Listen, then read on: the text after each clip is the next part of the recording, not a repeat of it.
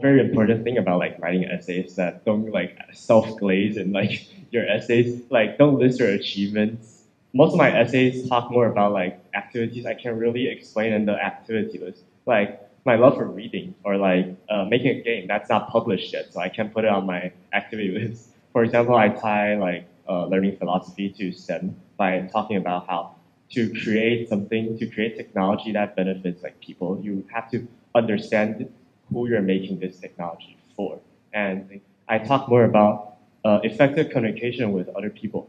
So college wants people who can actually collaborate and collaborate with the other bright minds at the university to like truly benefit the world.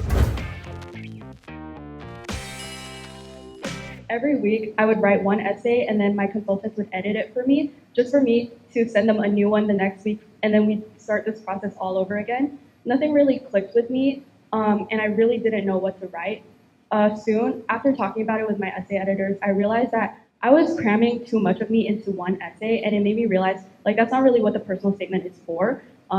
In fact, like, that's just the process of the whole application is supposed to be holistic, right? And it's okay to be multiple things at once. So I wrote about how I dealt with that in high school because well, like I said just now, like I've done so many activities, and for me it was really hard to kind of look at myself and be like, oh, who am I really? So I kind of just used that story as a parallel with my experience to show that personality is so fluid. And then because it was all about personality, it made sense to tie it in with my interest and my passion for neuroscience. So that also explained why I wanted to pursue neuroscience so much. So 我不希望自己就一直说我自己好棒我一直写自己有多厉害多厉害。我比较想要写是我自己的 life story. Like I feel like I'm someone who's been through a lot, and I've seen a lot of things, and I have a lot of experiences from that, and I want to share it. You know, I don't want to just say how great I am or write about my achievements. That was one of the first things I made sure that I was focused on. But after that, I was pretty lost, to be honest. 我不知道我要写什么，很多东西可以写，可是到最后很难就是tone it down to one specific story. So after that, I kind of just brainstormed with my counselor for a very long time. Took me about a few months. I was pretty late with my essay writing process, but in the end, I decided to settle on the story with a homeless lady. So 我们家附近有一个阿姨，然后她是捡垃圾卫生。她就是我从小看到她，那我以前会跟她聊天， so I kind of learned a little bit about her life, and it was really ironic to me because I'm someone who cares a lot about our environment and our communities. And I talk so much about environmental advocacy, but here is someone who collects trash for a living, where I am cleaning trash out of street cleaning. So it's like a very ironic thing for me. And I was like, okay, I should write about that because I saw this painful tragedy firsthand. And I think this is something people should know.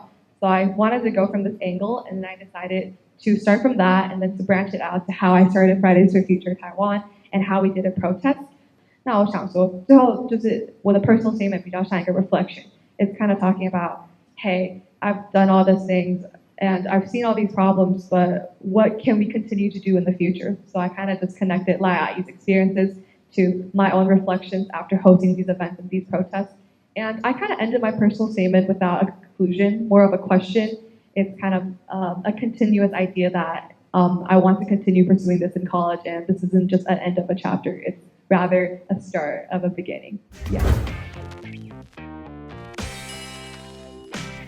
我有很多次 session 都在跟我的顾问做brainstorming， 然后我跟他分享了很多我小时候就是有想到一些故事，然后当时很调皮，然后我跑到资映台的后面，然后被卡住了一个有趣的故事，然后后来我们在讨论当中就把这样的主题去跟薛丁格的猫去做连结，就是我当下卡在那边有很多不同的选择。就是可以去做不同的事情，就是我希望我未来就像这样子一样，就把每一个困境都化作不同的可能性，这样子去看待的。最后以这样子的主题去贯穿整篇我的 personal statement。